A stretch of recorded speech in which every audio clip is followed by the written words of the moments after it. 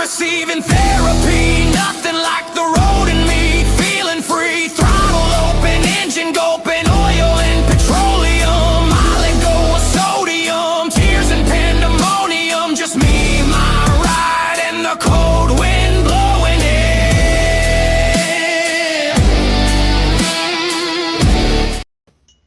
Love it.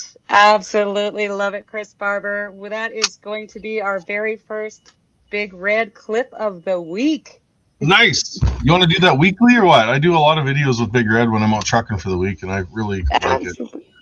Half of the show is Big Red now, and we should at least have one clip of Big Red every week, honestly. The Big Red clip of the week. I love it. Absolutely love it. Why? What's going on? Oh, I'm not getting any comments on here. Why is that working? Maybe nobody's watching. Just kidding. They're slowly coming in here. Hello, everyone. Welcome to House Arrest with Chris and Tamara. Episode 26. I can't believe it. And I'm super excited for tonight's show. I've been waiting to have this guest on for a long, long time. But thank you, Christy. It is a cool video. But before we bring on our guest, we need to do our weekly update on our house arrest. So tell me how your week was. Any problems? No problems. Everything's going good. I was in Prince Albert this week. I was in Innisfail, Alberta. I was in Gravelbourg, Saskatchewan. I was in Rose Valley, Saskatchewan today. I met a ton of amazing people along the way. I was headed for Cabri, Saskatchewan with a tractor on for a local farmer. And the expiry on Big Red for the safety. Commercial vehicles, every 6 months, the truck has to have a government inspection. So April is the month, so Big Red's I'll go through it tonight after the show here in the shop, and then I'll have it into the shop in the morning and then deliver a tractor after that. So it's been busy. Like we're flat out right now, trying really hard to keep everybody patient, and hopefully the snow is gone. We don't want snow anymore, none of this. So it's messed us up. It's gotta be so hard with your schedule too, of getting all that arranged with your CSO right now too, hey? Almost impossible, but we work through it. It's the cards we've been given right now, so we just keep working with it. At least I'm out, giving her and working, and it's busy. So how about you? How was the week? Well, I had quite an amazing week, as you can tell from my announcement yesterday, where I finally got to, or 2 days ago now, I finally got to take that news public. I've been sitting on that lawsuit for a while. So for those of you that don't know, I have filed a civil suit against the Ottawa City Police, the Ottawa Police Services Board, the 2 homicide detectives assigned to our mischief case, of course. I wonder who they upset to get that job. The original Crown prosecutor on our case, and the Attorney General's Office of Ontario, and King Charles III in Right of Ontario. And I am going after them for malicious prosecution and negligent investigation for their actions over the alleged breach charge, where they came and picked me up in Medicine Hat and hauled me back to Ottawa in chains. So we're not going to get into that too much tonight, because there's so much to get into that. But Chris and I are going to do a special episode of House Arrest tomorrow night at 6 p.m. to go over the lawsuit, talk about the crowdfund, talk about all the circumstances relating to the breach itself, all the events that led up to it. It's crazy. It's a crazy long story. We might have to do a 2 or 3 part episode or series for that one, Chris. And we'll take questions too. We'll take some time to just, there's probably people with questions that are going to come in. So we'll just give some time to that. I'm glad. Exactly. I have 49 days in jail. Some of those 2 weeks were in close quarantine because of your non-vaccination status. So you were locked up in a single room. How many hours a day? Solitary confinement for 23 hours and 40 minutes per day when I was originally arrested in Ottawa.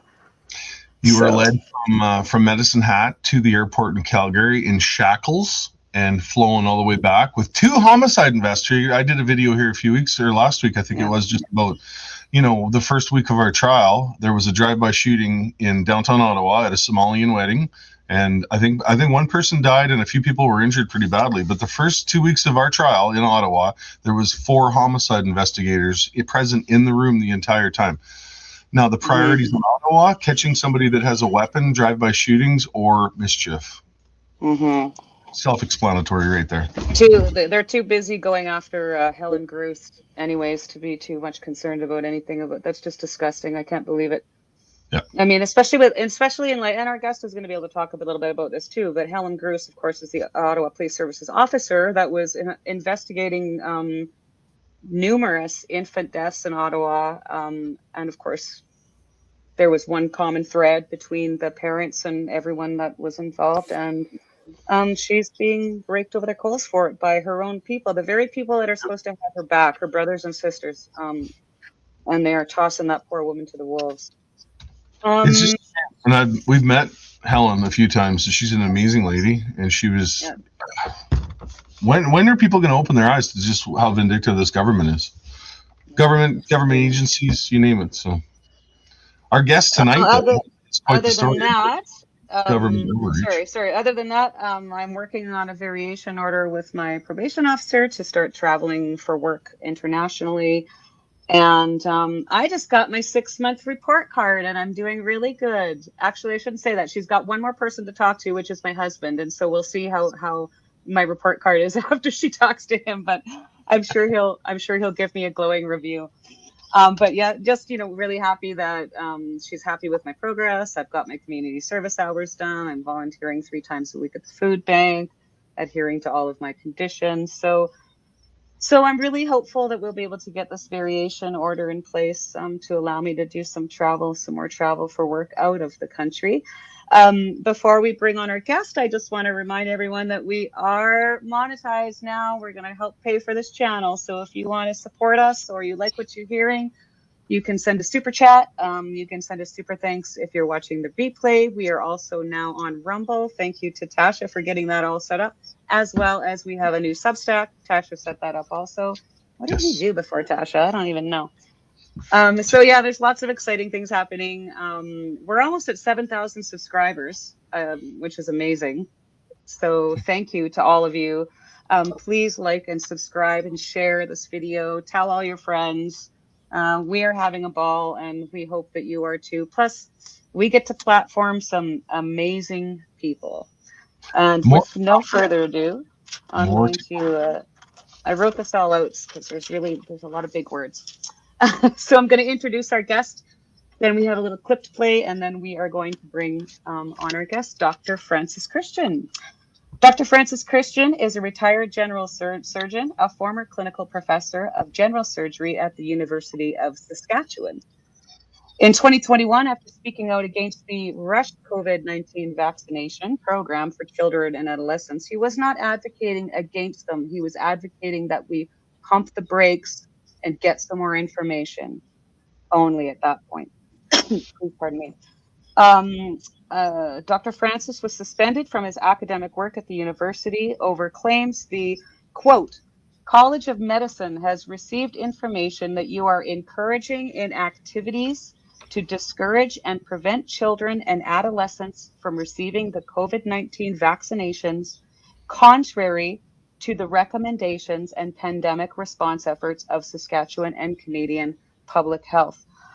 In a now famous phone meeting between Dr. Francis and some of the faculty, actually it was Dr. Brian Ulmer, who was the head of Department of Surgery at the U of S, Dr. Susan Shaw, who was the Chief Medical Officer at the Saskatchewan Health Authority, and Dr. Dean Preston Smith.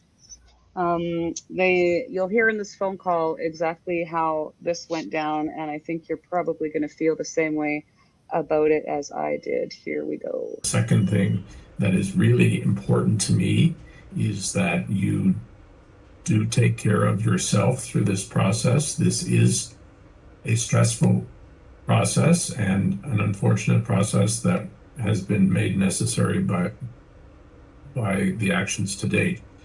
But it is still stressful and difficult. So in that realm, there are many supports available to you, and particularly the physician health program. Okay, I just have to say something because Francis, I'm speaking. Well, and, yes. And I will finish speaking, and then you can speak. I have to say that I'm not distressed at all. I will finish speaking, and then you can speak. I'm not distressed at all. I would. I will understand. You don't have to shout over me. That's your choice, but I simply want to make Yeah. sure you know those supports are available to you. Well, I'm not distressed at all. It's good to be on the right side of history and to go to sleep with a good conscience. I'm thinking you guys must be really distressed because you're going against science, you're going against the WHO, and you are trying to essentially you're basically doing your best to censor and to silence and to muzzle, intimidate, and essentially physicians, scientists, and people around the world who are calling for adolescents and children not to be vaccinated. The very fact that you don't know, let me finish, because I know that you all want to jump in and cut me off. The very fact that you don't know that the WHO came out on Monday morning with the recommendation not to vaccinate 18 and under shows that you're living in a dystopian bubble. You're only speaking to echo chambers. You don't know the level of support I have. You don't know how many surgeons, physicians, scientists in Saskatchewan, across Canada, who have reached out to me in support. You just don't know. You're living a fantasy world of self-congratulatory messages. It's really shameful. So I think, Francis, this is why we're so concerned about you, and because this appears to me to be a change in the way that you see the world. Not I've at read the all. World Health Organization statement. I read it this morning in preparation for this meeting to make sure that I had as much information. I've read the PHAC, I've read everything.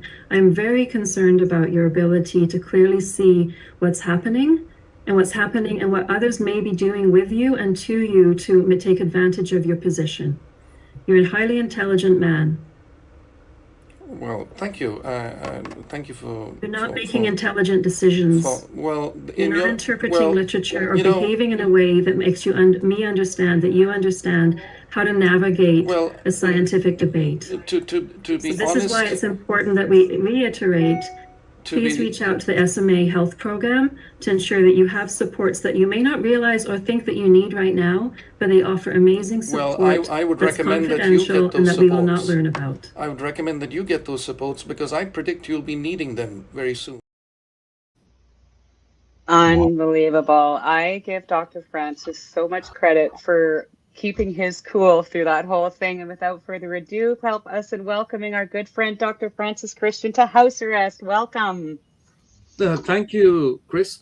Thank you, Tamara. It's wonderful to see you all. Likewise. It's good to have you.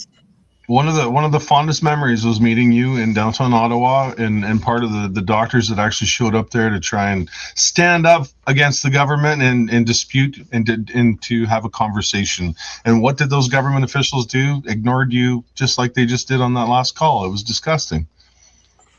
You know, you were literally one of the first, of course, throughout that whole period. I mean, I was trying to find podcasts, any type of show, anyone that was speaking about the other side of what was going on. And it was Byron Bridle's case originally that led me to you. And then I believe it was at one of the Saskatchewan high schools, you guys did a press conference. And I emailed Trish Woods after hearing what happened to you right out of the blue. And I said, Trish, I just watched your show on Dr. Bridle. You got to get a hold of Dr. Francis Christian right away. You'll not believe what's happening out here. And she replied back to me and said, he's on Friday. And I've been following your story ever since. So thank you for everything that you've done, everything that you and your family have sacrificed, all to protect our children and our youth and all Canadians. Thank you. That's very kind of you, Tamara and Kristen. Thanks again for having me on. As I said to you when we were meeting just before the show, I want this to be mainly about you and not about me, because compared to what the Freedom Convoy and what you have accomplished for Canadians and the world, what I did was actually quite insignificant. So thank you for your kind words, but the real heroes are you. I would Thank you. respectfully disagree, my friend. You were speaking out long before those trucks rolled. You did your part, and you've still been standing your ground on that. You haven't bowed to any of this tyrannical garbage that's been going on in this country. And you're a true friend and an amazing human being. Your family is amazing. I've met them. I think I've met everybody, haven't I? Yes. Yeah. And just to stand with you, and I have to make sure you know that, because I value your friendship and I value you. We were in Ottawa, and I was pretty sick with the you know what, and I did an interview, and in my hotel room the door knocked, and Dr. Christian was there, and he said, "Chris, I'm going to give you a look over, because I don't think you're feeling very good right now," and you tended to my medical needs and followed through on a vitamin regimen, I believe it was, right? And within no time flat, it was I was feeling better. So I'll always remember that. That was an amazing day. And my wife, of course, having issues too, you right away just ran to her to see what you could do to help. So we appreciate you. And likewise. Yeah. Go ahead, Dr. Francis. I was just going to say that, for a physician to help somebody in need, and especially somebody dear and near to me, like you both are, is something I would expect myself to do. I'm really grateful to God that I was able to be of help. I once again, coming back to the Freedom Convoy, I don't believe that most Canadians still know or still realize what the Freedom Convoy has accomplished for Canadians and for the world. Because at a very dark time for Canadians and for humanity, the Freedom Convoy rolled into Ottawa like a cavalry with this message of hope, and this message that peaceful, non-violent civil disobedience is much more powerful than all the tyranny that tyrants can unleash. And what I'm going to recount is well known to you, but again, I don't know how much Canadians realize they owe to you, because within a few days of your coming to Ottawa, major seismic political changes were already accomplished in Ottawa. The Conservative government had changed its leader.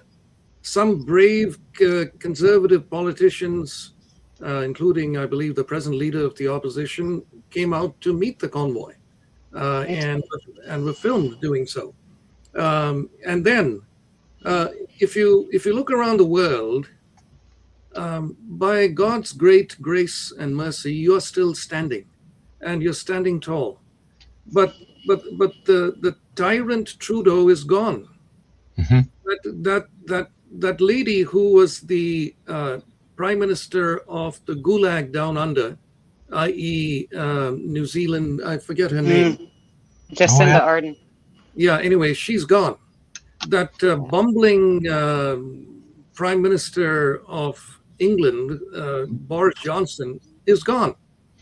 Within a few days of you guys reaching Ottawa, the Saskatchewan government lifted the mandates. So what changed between the day the mandates were in place, all the mandates, all the lockdowns, and then the next day the mandates were lifted? What changed? I mean, what was the science behind, did the virus go into hiding? Or no, it was because of the Freedom Convoy.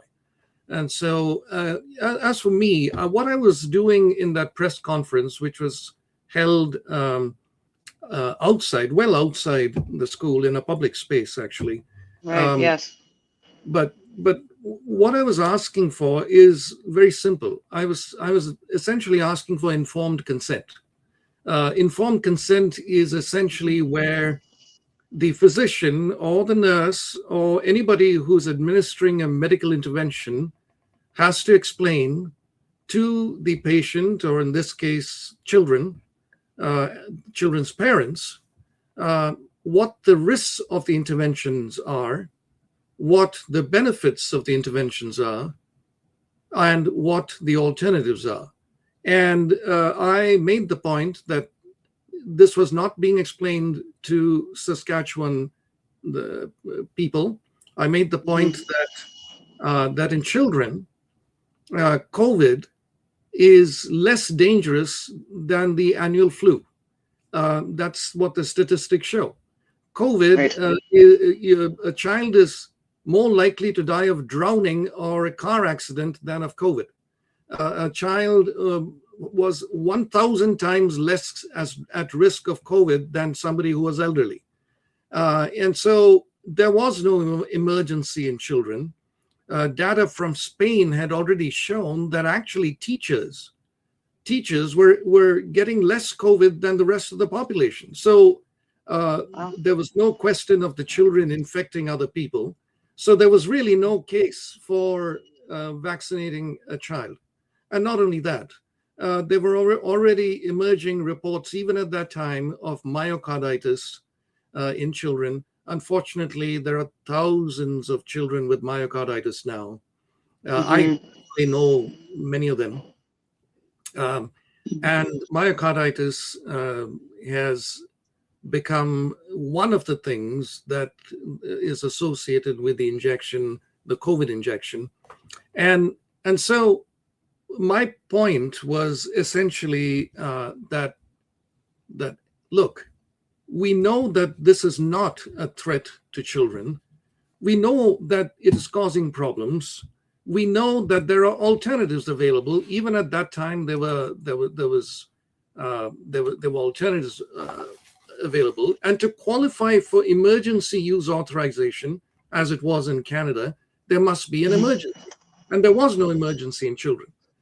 Children were of no danger to adults. And by that time, there were thousands of deaths attributable to the vaccine on VAERS and other reports, and that myocarditis was a serious condition. This was a new gene technology that had never been clinically used on a scale before, and the risk of the vaccine for your healthy child was likely more than the risk of COVID itself.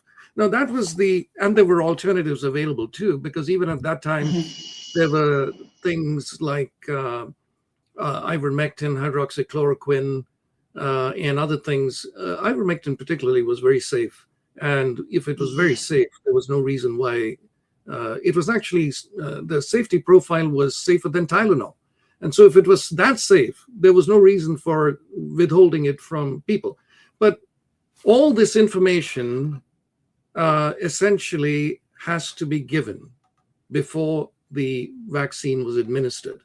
And what was particularly alarming to me is that 13-year-olds and above in Saskatchewan could consent to get the injection without parental consent. So I have tried to simplify the risks, benefits, alternatives as much as possible. But which 13-year-old can understand everything I'm saying about the medical risks, benefits, alternatives? I don't know of many 13-year-olds who can give consent. And so my whole thing was, let's give a pause to this. By that time, Germany had already said, we're not going to recommend this for children. So what was the need to rush into this for children? And that was the context of my press conference. Yes. And you were just completely vilified for it.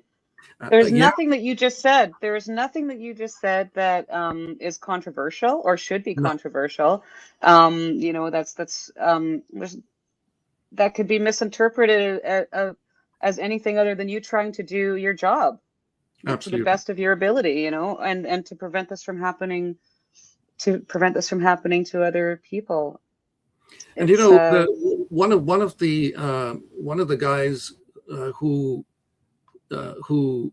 dissented from you would call it the majority opinion, but actually a lot of doctors felt the way I did and a lot of other physicians did, but just didn't speak out, unfortunately.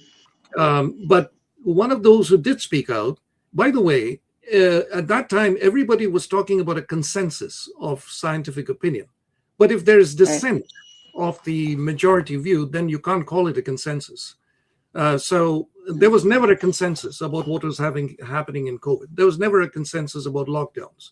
And one of the fiercest opponents of the lockdowns was a guy who's a very good friend of mine. I had lunch with him in Nova Scotia not so long ago, and he's a Stanford professor, Jay Bhattacharya, and he's now the head of the National Institutes of Health.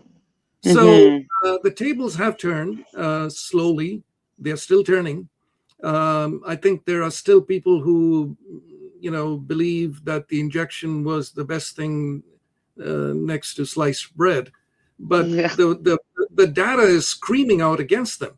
The injection did not prevent COVID. It didn't prevent it from spreading. It wasn't safe, and it wasn't effective. And so it might have made sense for elderly people where, 80 to 90% of the mortality were in really elderly people. And it might have made sense there. But for children, absolutely not. Absolutely not. Healthy children don't need the vaccine. And I was gratified by God's great grace and mercy. After our press conference, there were a lot of mothers who did not give the injection to their children. And if even one child is saved from an unnecessary jab, it was worth it. Totally. 100% worth it. Yeah. And Chris and I talk a lot about that just in the people alone that we talk to that, have told us that they were planning to take their own lives before this all started. It was totally worth it. When I remember telling my lawyer, Dr. Francis, I don't know if you read it, but before we went into sentencing, I had a meeting with my lawyer, and of course he says, when you're sentenced, the judge is going to ask you if you want to get up and perhaps express some remorse or something. And I said, who am I going to apologize to, Lawrence? Do I apologize to the people that have hurt feelings because there was horns honking, or that were inconvenienced that they couldn't get their Uber Eats in fast enough, or do I apologize to everyone that got their jobs back, or the people that didn't take their own lives? I will never apologize for saving or participating in something that helped to save a single life. Yeah, I mean, I've always maintained, and I had a Substack on this not so long ago, that civil disobedience is peaceful, non-violent opposition to tyranny. And civil disobedience is what was the truckers' convoy. It was peaceful, it was non-violent, and it was in opposition to tyranny. And I have always maintained that civil disobedience needs three things to succeed. One is it has to be persistent. It has to be over several days and weeks. It can't be, 50,000 people gathering in a park, shouting a few slogans and going home for the next 6 months. It has to be done again and again and again over several days and weeks. And that was the Truckers' Freedom Convoy. Secondly, a civil disobedience movement, peaceful, nonviolent. I stress that, peaceful, nonviolent, and yours was peaceful and nonviolent. It has to inconvenience and embarrass the authorities. Again, if people march down, Ottawa once in 6 months, even if there's 100,000 people, we know that they can easily be ignored. And the press, the arm of tyranny is the press, and the press can also ignore it. So it has to embarrass and inconvenience the government. It did that. The prime minister at that time, the heavily vaccinated prime minister, got COVID again and went into hiding. Or don't know what really happened, whether he got COVID or I don't know what happened, but he went into hiding. The embarrassment was not just national, to the elites, to the global elites. It was also international. It started being reported in England and in Australia and Germany and India and China and so on. And so the second condition for successful civil disobedience was satisfied. It should embarrass and inconvenience the tyranny. And the third, probably the most important, was that there should be a readiness to sacrifice. And Tamara, you're the Canadian Gandhi, because by your sacrifice, and every time you went back into prison, the movement for freedom became stronger. And so Mahatma Gandhi spent several years in prison. Martin Luther King Jr. spent several years in prison, and that made the movement stronger. Of course, now behind me is the wall fresco of the martyrs of Lyon, France. In the year 177, the Roman Emperor Marcus Aurelius subjected them to horrific torture, thrown before beasts, tortured to almost their life going out, and then brought back to their cells, and then tortured again. And all they said when questioned and asked to give away information about their Christian friends, all they would say is, "I am a Christian." Now, 48 of them, now they're all saints, including Saint Blandina and so on. And that's the fresco that shows part of the group of the holy martyrs of Lyon. But the reason I put that up behind me is, in Lyon today, at the site where all these tortures took place, there is a cathedral, a massive cathedral. So the glory that was Greece and the grandeur that was Rome had to yield to the triumph of the cross. And of course, the greatest triumph was our Lord Jesus himself, who turned the worst thing that could possibly happen to him, that is the cross, into the best thing for mankind, which is the resurrection. So sacrifice is always in this context associated with eternal success. And these values that you fought for are eternal values: freedom, truth, and freedom of expression, which is a function of freedom itself. So I think what you've accomplished will be written in the annals of human history for a long time. Well, already there's a massive Wikipedia, very biased entry about this whole thing. But Yes. but that's all changing. Yeah. These are all temporary things, but the fight for freedom is eternal. Agreed. And you were there with us in Ottawa at the beginning too, and I was literally just talking about this on an interview I did today. Like, it didn't matter. Everyone in the convoy, whether they were a believer or weren't a believer that I spoke to, understood or felt that there was something that was guiding us and protecting us. And there absolutely was. Chris led that convoy across the country without a single accident or an injury in the middle of January across northern Lake Superior. Right. I mean, there were so many miracles that happened that whole time. And like you said, even when I got arrested, I was like, okay, God, you're not done with me yet. Like you have used us to expose so much and show Canadians and the world what they really needed to see and what's really going on. If you're not done with me yet, that's okay, because he's got my back and I can take it. And here we are still fighting. You could feel it. There was something about Convoy that you could feel, and you just felt like you were in the presence and you were being watched over. And then after Convoy, when we put through all this lawfare and the government and threatening to throw us in jail for 8 years, there's been a peace around us. And you got to remember the one thing, Melissa McKee, Bikers Church in Ottawa, says, God will never give you anything more than you can handle. And Right. That's 100%, because it's been there right from day one. It's a peace. But not only that, he also prepares you for things later on in life. Like, I mean, I had no idea why I was involved in any of this. I didn't even know you before, Chris. No. But looking back over my life experiences, like good experiences, challenging experiences, bad choices I made, good choices I made, I can see now how they all came together. Even my careers that I had, all came together. And and now I understand so many things even in before that I didn't understand. But God, why are you doing this to me? Well, now I get it, you know. So yeah, it was beautiful. It was a beautiful time.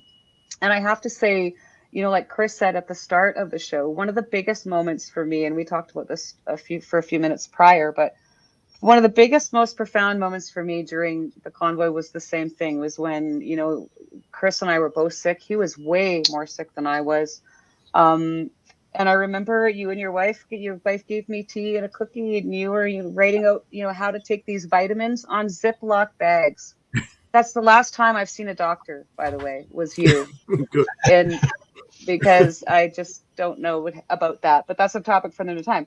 But I remember, you know, as I'm watching you do this, I remember just thinking, you know, if I look out the window right now, I'm going to see bombed out Poland. This is the state of Canada right now, where we're in a hotel room and I'm getting vitamins, you know, written out, you know, on a Ziploc bag. Yeah, I mean, if you're talking about Poland, and that's another example of how civil disobedience can bring down tyrannies. Lech Walesa, who was a dock worker in communist Poland. Have you noticed why the press avoids talking about communism today? They talk about a whole lot of other things. You know, they talk about Hitler and Nazism, and we don't want any of the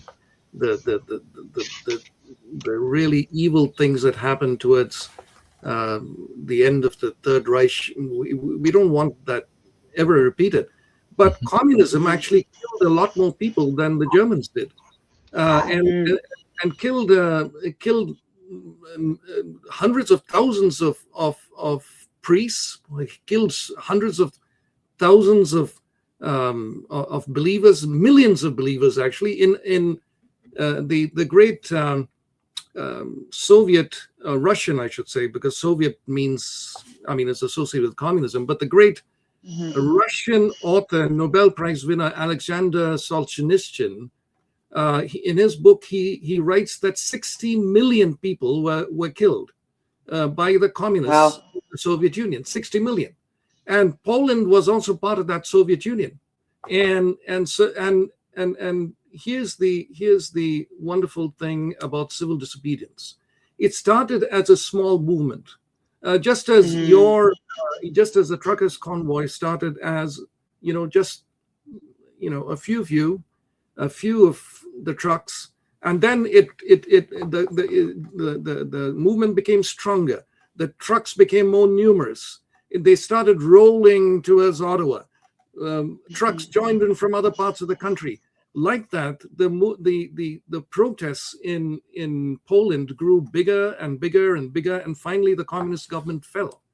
So Trudeau's gone. Yeah. What can I say? With his astronaut. Living happily ever after. One of the with his reasons astronaut. he became so unpopular and unfortunately became one of the most hated leaders in the world is because of the tyranny unleashed during the Freedom Convoy, and he had to go. Yep. And he really showed his true colors. I mean, for all his breathless pandering and virtue signaling and holier than thou this and holier than thou that, I mean, they certainly showed their true colors. And then, of course, you know, as we saw the evidence come out of the Public Order Emergency Commission, where a lot of this was planned before I even shook Chris Barber's hand, before I even met him. The PMO and the Public Safety Minister's Office were already colluding together, and with mainstream media. We have the texts, you know, you've probably seen Chrystia Freeland's handwritten notes. I think she needs to see a psychiatrist. Those notes, her handwriting is deeply disturbing. But you know, you can see how they were setting She's it gone all too. up. She's gone too. She's living her best life in the Ukraine. Yes. She's made off with all of our Ukrainian donations. With the Russian missiles flying near her ears. Yeah. But anyway, she's gone. Trudeau's gone. Exactly. Yeah. Bill Blair's gone now. This comment scares me a little bit, but this is a true story here too. Trudeau's gone back to replacement. Worse, educated worse. Carney. Yeah. Well, you know, Yeah. the fight for freedom goes on and on, and Yeah. and so there's nothing to fear because Christ has conquered everything for us, including death. So I'm pretty sure that in the years and decades and centuries to come, the Freedom Convoy will be held up as an example right next to Lech Walesa and even Mahatma Gandhi's movement for freedom and so on. And to me, it may seem that Canadians are blasé and almost indifferent to freedom, and it seems like that for the majority of Canadians. But that can change. That can change. And I'm an optimist, and so I'm hoping for a different Canada and a different these are values for which people have laid down their lives: freedom of speech. That's right. Freedom of speech, freedom from tyranny, freedom to move, many of the things in the Charter of Rights and Freedoms. These are things that didn't originate with the Charter of Rights and Freedom. The Charter of Rights and Freedoms is the last in Canada of a line of the history of the defense of freedom. Because you don't get these freedoms when you go to China or the Middle East. You get this because of the impact of Christ on the Christian centuries for hundreds of years. And so people have actually given their lives for freedoms like this. So they're worth fighting for. And thank you for fighting for them. Right. You know, you're facing 8 years in federal prison, and both Tamara and I are in our 50s now. You know, if they got 8 years or, whatever it was, they're originally asking for 10. That would be basically living your life. But when I'm out trucking with Big Red, Dr. Christian, I meet people at every single stop. I had one of the bigger farmers in Saskatchewan come up to me today, drove out of his way just to shake my hand. And when he shook my hand, he had tears in his eyes, just to try and say thank you. And those conversations, they hit pretty hard, I feel. We had an impact on a lot of people, and I don't think I even can comprehend just how many people we've touched in a positive way. So I'm thankful. Thank you for what you did. Thank you for what you did, Tamara. Thank you. Thank you for what you did. For what you're continuing to do, and for flying the flag of freedom. There's no I in team. That's right. There is no I in team. That's right. Chris had a saying all the way to Ottawa: keep your eye on the prize. And even though we didn't know maybe the prize was this far down the football field, we're still keeping our eye on the prize. And, I'm really proud of Chris, how he's handled himself through this whole thing. I think, especially because some of us have been placed, more highly visible. Thank you to the mainstream media and the justice system, really. They're the ones that are making us famous. It's important because I feel in part like we are representing a large part of society.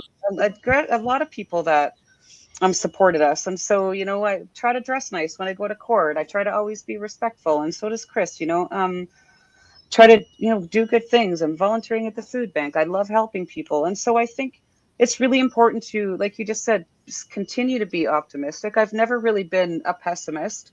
I mean, I can be a realist sometimes, and I can get frustrated and upset and pissed off just like everybody else. But, life's too short to be miserable.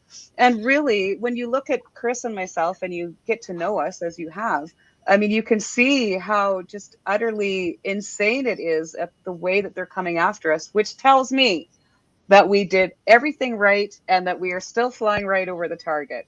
Absolutely. They're trying to appeal our sentences right now. Of course, they still want me in jail for 7 years and Chris in jail for 8. They're appealing our acquittals on our intimidation charges. And I can't remember if they're appealing those other 2 charges, Chris, but so it just goes to show you Especially when you're reading in the papers every day about non-Canadian citizens who are getting conditional discharges for violent crimes, absolute discharges for violent crimes, having their charges stayed or dropped so it doesn't affect their immigration process. And I'm not talking about mischiefs. I mean, or, stealing a candy bar from a store. We're talking some pretty serious violent crimes or threats of violent crime. And so it's really apparent that there's a two-tier justice system in this country. But, that's just another thing that we're continuing to expose, because every time one of these cases hits the mainstream, and it almost seems like it's every day now, people pay attention.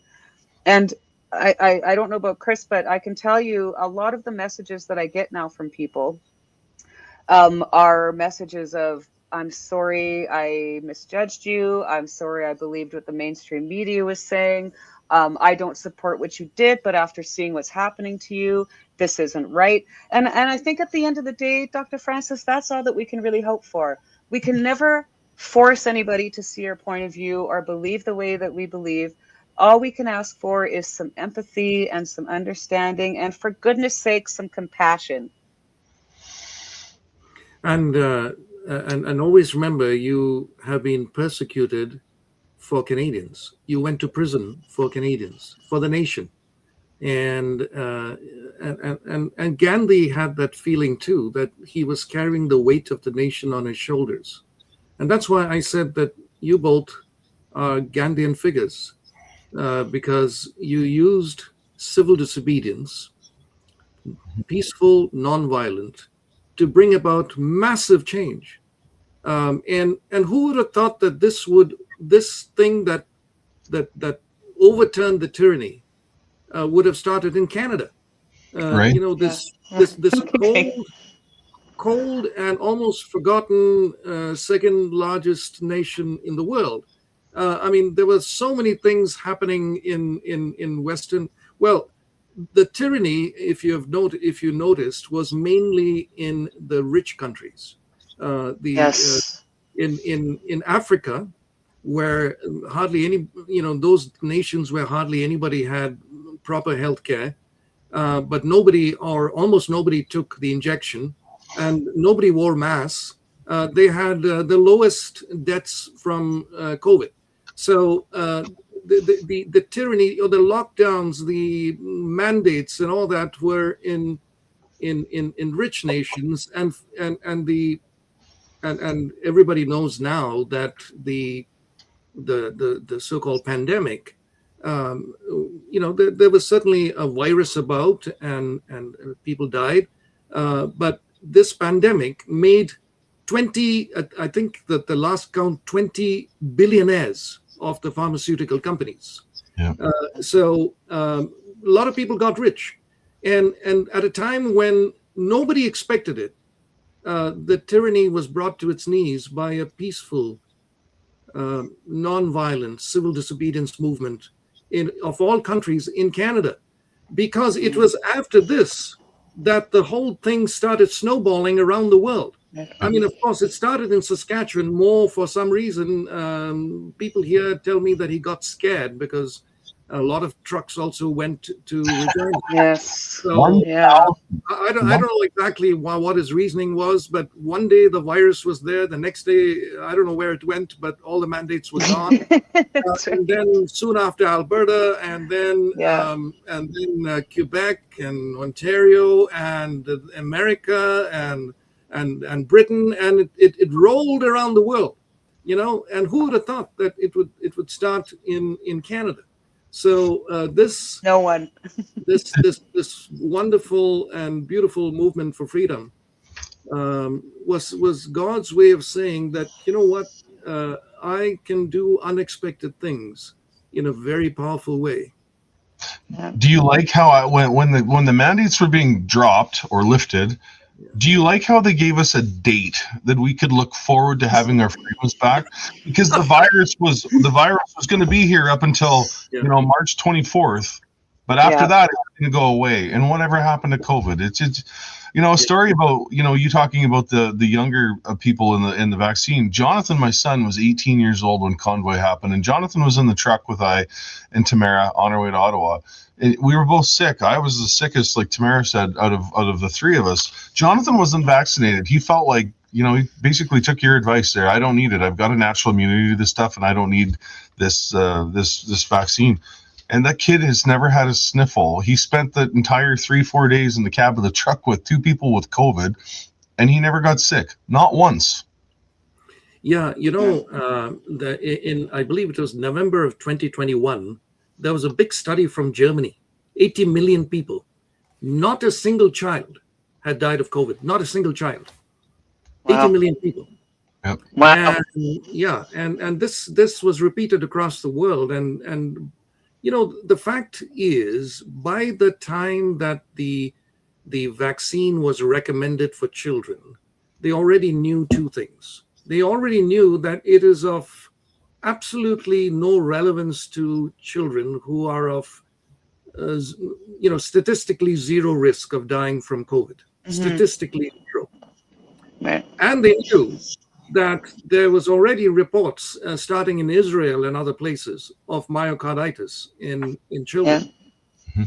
So for a disease that supposedly was dangerous, but was actually 1,000 times less dangerous than in elderly people, didn't kill a single child among 80 million people in Germany. For that, children got myocarditis by the injection. How's that? So I do think there should be accountability. I don't hate the people who did this. In many ways, I pity them, and I feel sorry for them. But I do want, for the sake of science, for the sake of those who have given their lives in the pursuit of science and truth, which I think most scientists and physicians like myself have done, I do think it should be a proper accountability exercise, not to sort of point fingers and sort of come down with all kinds of draconian punishments and so on, but so that the truth comes out. And then the consequences for that, let the courts decide it. I mean, we don't want vigilante justice. I don't hate these people at all. I think they did some terrible things for which there should be accountability. I mean, terrible things in the sense of opposing science, opposing truth, locking people down when there was no evidence for lockdowns, asking people not to go out, not to go out and stay in their houses, and things like that.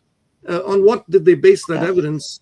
On what evidence did they base that draconian policy? Things like that need to be properly investigated. What about the people that were involved in the phone call at the beginning of our show here, where they were talking down to you like you were, some unauthoritarian kid? Well, are they still in the position? I had read the history very, very, actually, it started when I was a teenager. I was exposed to a book. I read the book Tortured for Christ by Richard Wurmbrand. And that started me on a journey of how communism had kept so many people under tyranny for so long. And so some of these show trials, in communist Russia was essentially based on somebody saying that, oh, you were so good, but now you've become so bad, and I think you may need some psychiatric help, and so we'll send you to to a hospital or something, or to the gulag. So this was I was disappointed. I was not shocked, because I knew that the pattern of tyranny, but I was disturbed, of course, by the because the academy was not a place where truth is pursued. It was a place where tyranny was exercised. So Mhm. What that are your did disappoint me. What are your thoughts on, like, as Canadian citizens, have they been conditioned over the last number of years to follow that narrative and not question authority? Is that where we are in this country right now?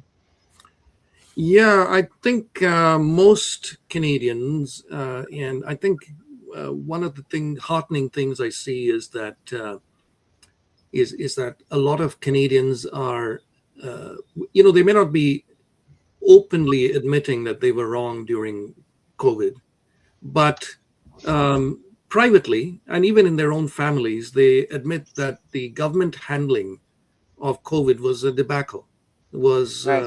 was atrocious. I mean, I'm sure those conversations are already going on.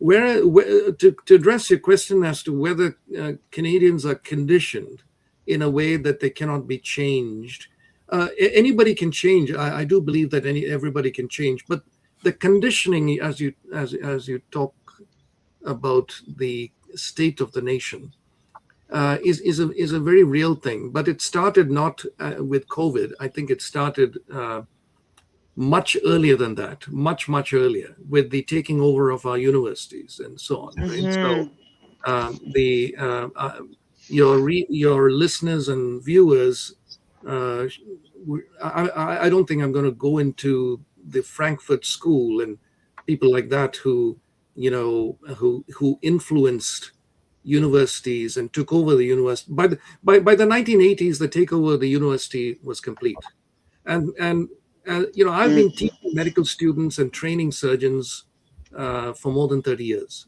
And back in 2000, I noticed there were several changes. One of the changes that I saw was that a lot of things were going by guidelines. Okay, so if I would be teaching medical students and taking a clinic for them, and I would ask them a question, they would say, the guidelines state.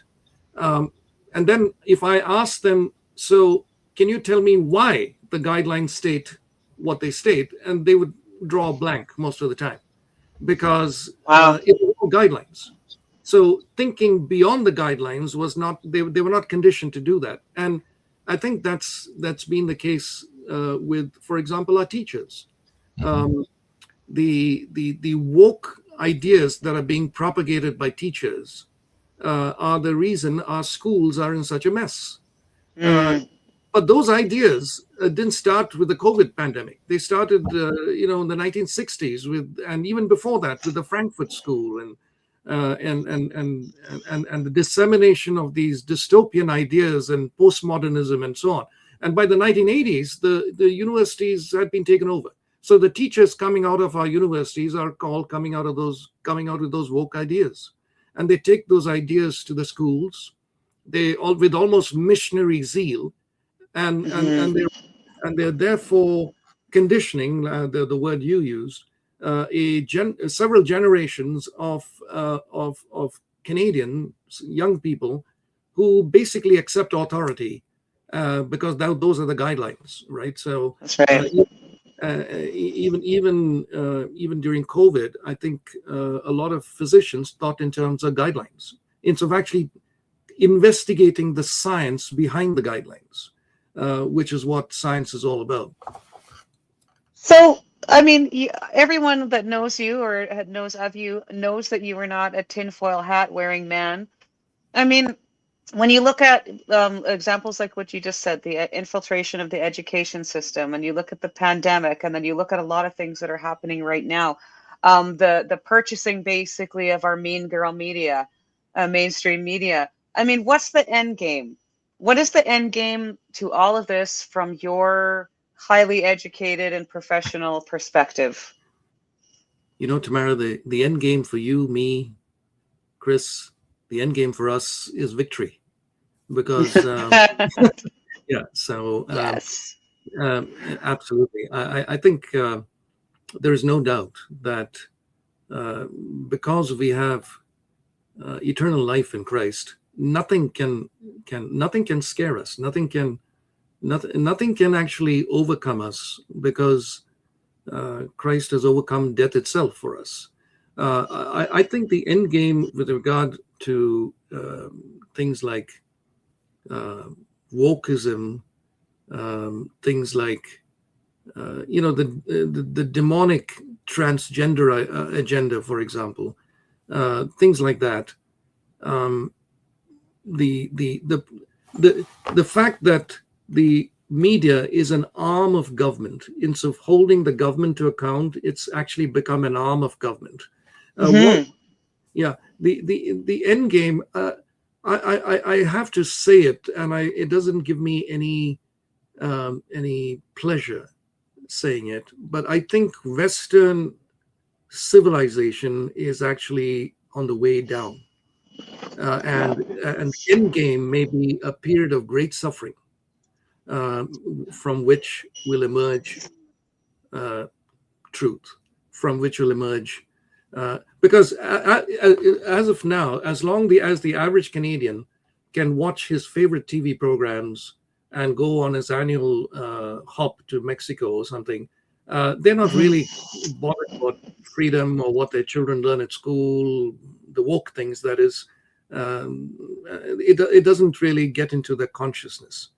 But unfortunately, with all that's happening in the world, I think the end game will be, or might be anyway, a period of great suffering. It may not happen now. It may not happen in the next 5 or even 10 years, but that's the trajectory. For a while, the West was ascendant. The West, led the world in science, in technology, but more importantly in things like what is freedom, what is of conscience, and things like that. Now we are reverting to what I would call the pagan past. So, before Christ and his kingdom came to Western Europe, the Druids in England were sacrificing children. They were burning children to the gods. It was a savage, uncultured world, and I think in many ways we are reverting. We haven't gotten to that stage yet. Some people might disagree, but certainly we're going backwards, and eventually there might be a cataclysmic event that triggers great suffering, and that is the only thing I think that will wake up people. Yeah, one look at so Absolutely far. right. I mean, every great, sorry, Chris, every great civilization rises and falls. Every single one. So True. you're absolutely. Go ahead, Chris. Sorry about that. I was just going to say some of the reality shows that I see on TV here. It's a social destruction of society right now. Right. They're literally putting people in positions that it's sad, very sad, and that's what people look forward to watching. Babylon. It's engineered destruction and it's planned destruction. Yeah. I mean, the billionaires. Some people say we shouldn't call them the elite. We should call them the predators, because they like being called elite. Right. So the predators, say the AI guys. Okay, do they need the money? They're the richest people in the world, but they need the power. They need the power. And if they can make everybody think in ways that Google makes people think, or Grok, or whatever the AI thing that is the latest fashion, because everybody now looks to AI for information, and Right. undoubtedly that's something they want to control. Yeah, that's so true. I try not to use it. I mean, I don't use it that often. Every time I ask somebody a question, how do you do this or how do you do that? They're like, well, have you tried AI? Have you ran it through AI? And I'm like, no, I haven't. Yeah, I use it too. I mean, because AI can be an excellent servant, but a terrible master. Yeah. Yes, exactly. Yeah, that's the thing. I think everything for the most part is okay in moderation. Well, not everything, but most things are okay. Everything's okay in moderation. But I mean, AI is just not something that I would ever want to become totally dependent on. But look at us personally. over the generations. I used to jump in the truck and drive to Texas before cell phones, and I would truck Yeah. 3,000 kilometers, 3,400 kilometers on a paper map and with no phone. And you would phone from a payphone at the end of the night at the truck stop. And nowadays, I honestly don't know what I'd do if I couldn't have looking at my GPS on the dash to tell me where my next corner is, or, dialing my parents' number. It's just you dial mom and dad. Save. Yeah, that's right. I wrote a Substack last week about embracing uncertainty, because without uncertainty, life becomes very boring. If everything is programmed and certain, life becomes boring. Now, I mean, I made the example in that essay of a guy now, planning to propose to his girlfriend and planning to marry this girl, and he wants to get her consent. So that starts with looking at all the types of diamonds on the internet, all the types of rings on the internet, and then researching discussion boards on what to say and how to say it, and which combination of genuflection, speech and actions will actually make us. So by the time that time comes, there is so much of research on the internet, messaging his friends, messaging back from the friends, that the joy is arguably taken out of the moment. Okay, I mean, at least some of the joy. Whereas, when you and I were growing up, Chris, there was no, researching such important things on the internet. We just, I mean, I proposed to my wife not knowing if she would say yes. Right. I thought she would. Right. I thought she would. I thought she would. But the fact is, a lot of things. There's an attempt to crowd out uncertainty from life, and and I'm not making an argument to going back to the days of horse and buggy, but I remember the time when, like you said, Chris, we used to navigate by maps on our laps, and there was alternate disappointment, elation, ecstasy, and desperate longing for our destination. But when even if we got into a wrong road, sometimes that was quite nice too, because it would take us to unexpected places. And then when we did get to the destination, it would give us unspeakable joy. Yes, very true. My I don't wife, even know if I would know how to cook a turkey now without Google. my wife was out piloting for an oversized load yesterday, and she was in southwest Saskatchewan, and there's many highways that run around down there. But she left the place and listened to Google Maps, and Google Maps ran her up a back road along the back west side of Cypress Hills Park. Tamara, have you ever been up? She said it was the absolute most beautiful drive she's ever had, and I said, you just listened to the thing on the dash, and it took you for an amazing drive, when you could have picked the prairie trail that she was supposed to be on. But it's just amazing how Google figured out that she needed a scenic drive. There are some powerful companies and individuals that control the digital grid, and the Trump administration, Trump himself, signed off on 6G in December 2025, and that includes implantable chips. And I think that 6G implantable chips will become more and more accepted by the people. And then, of course, the government will know exactly where you are, what you're doing, and it's not a happy thought. I mean, it's hard to escape the conclusion that this is part of a globalist enterprise. Because they do anyways, even just with your phones. I mean, if you got a phone, they know where you are. Basically, I mean, they can turn that on. That's why I laugh. Well, I don't laugh because it's terrible, but they just are trying to shove this legislation through where they can open your mail. They're already opening your mail, everyone. They're already listening to your phones. They're already opening your mail. All the stuff that they're trying to pass is to protect their own butts, because they're already doing it. Trust me, I know. You know, The consolation we have is tyrannies are very few tyrannies are competent. Most tyrannies are incompetent, including the COVID tyranny. Thank God. And so the Trudeau Liberal government certainly proved that, yeah, especially during the convoy. Especially during the convoy, like you said exactly. at the beginning. You know, everything that they did, every decision they made was the wrong one.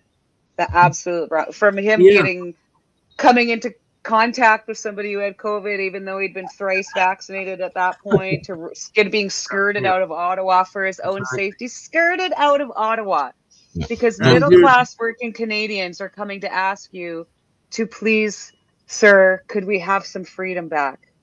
exactly. And Yeah. that deer in the headlights look when he hastily repealed the emergency when he knew the Senate was not going to back him.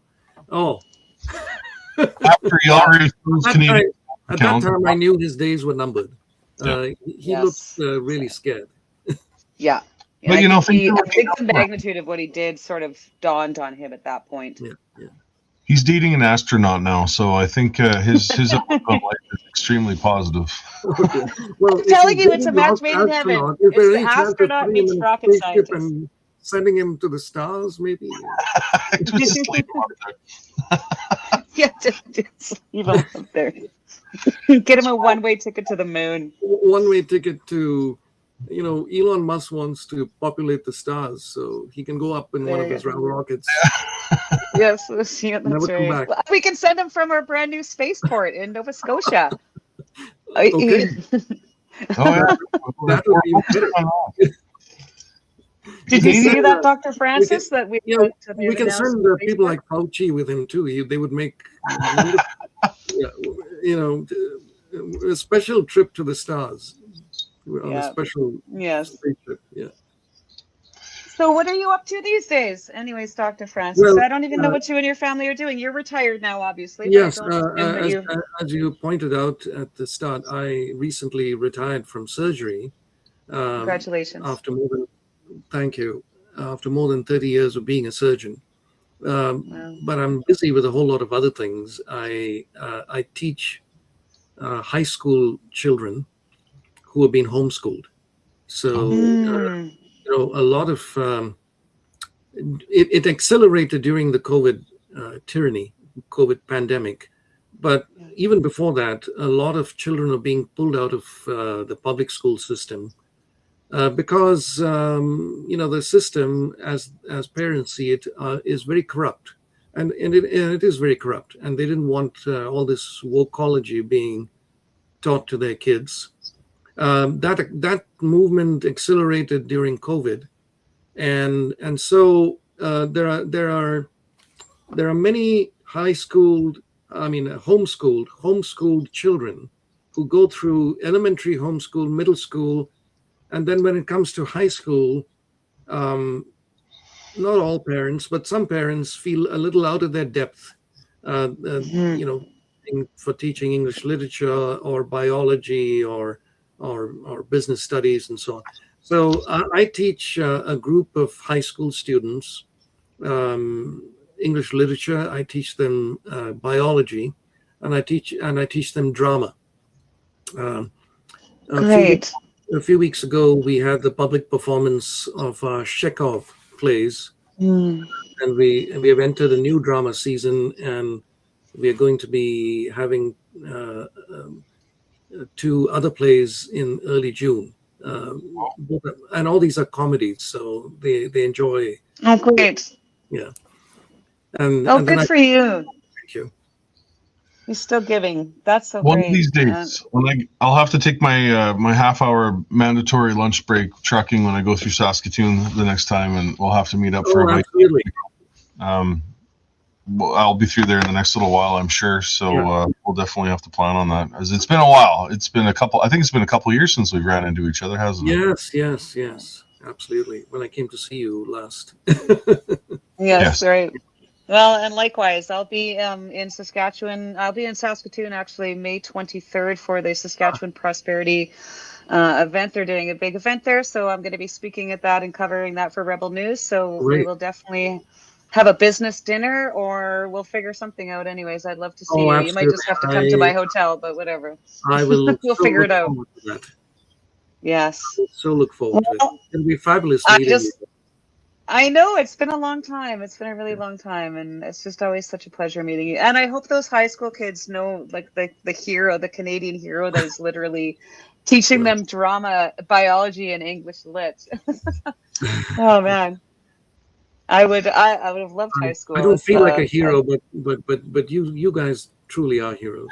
Oh, well, well, you'll have to give our love to your amazingly beautiful Yeah, wife. thank you. I will. yes. Thank you, and my love to your family too. Thanks you. Thank And you. and to Dwayne and your family too, Tamara. I will pass that on. I just want to say, on behalf of me and Chris and Tasha and all of everyone in our community, thank you so much for joining us tonight. It's been an absolute pleasure.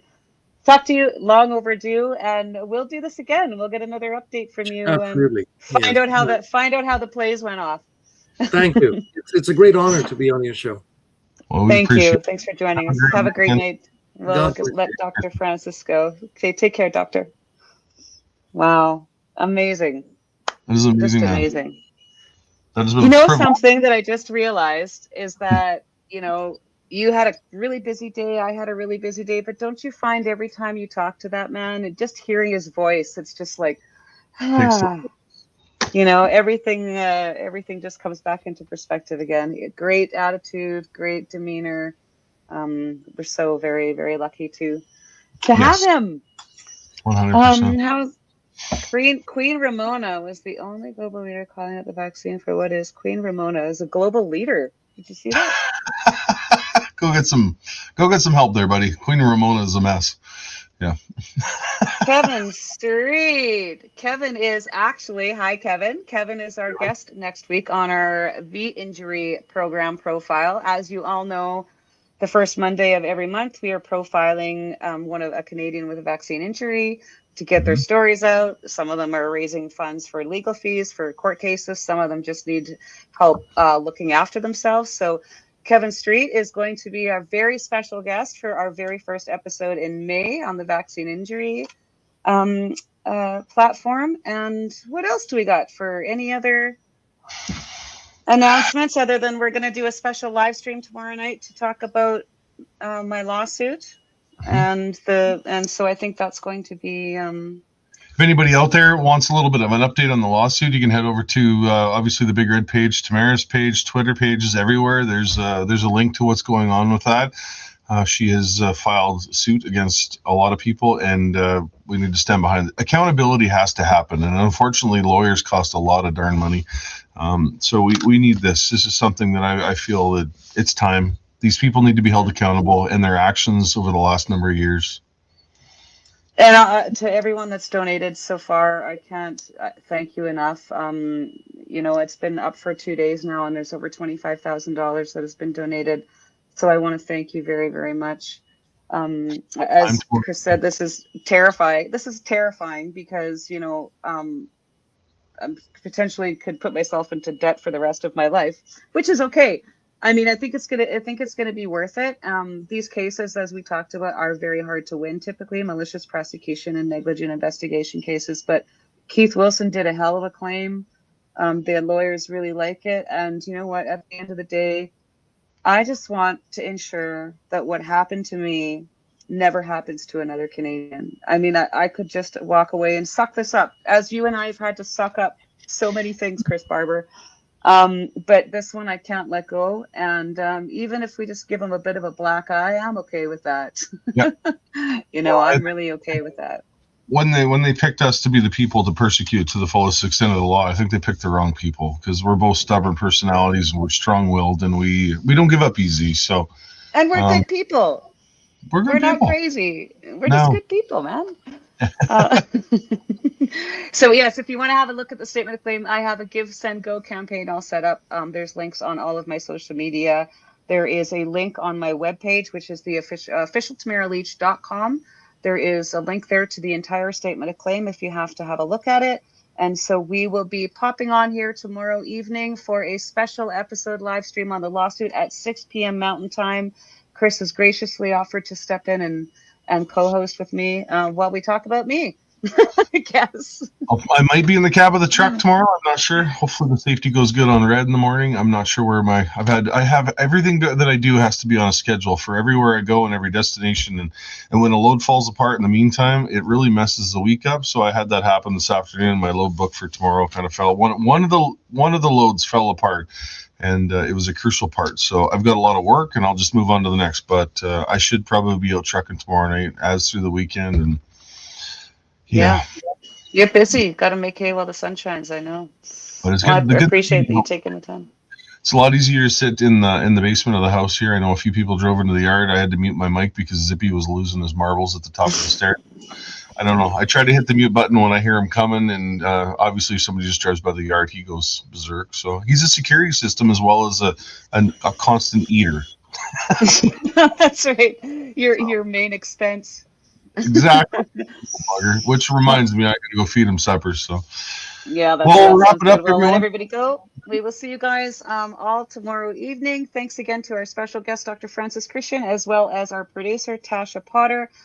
For those of you that can make it tomorrow, we will see you then. And thank you to our community. You know, we're almost at 7,000 subscribers already. And so I just wanted to give a shout out to you guys. Thank you for the support. Please keep sharing the channel. Please subscribe, share, like, do what you need to do.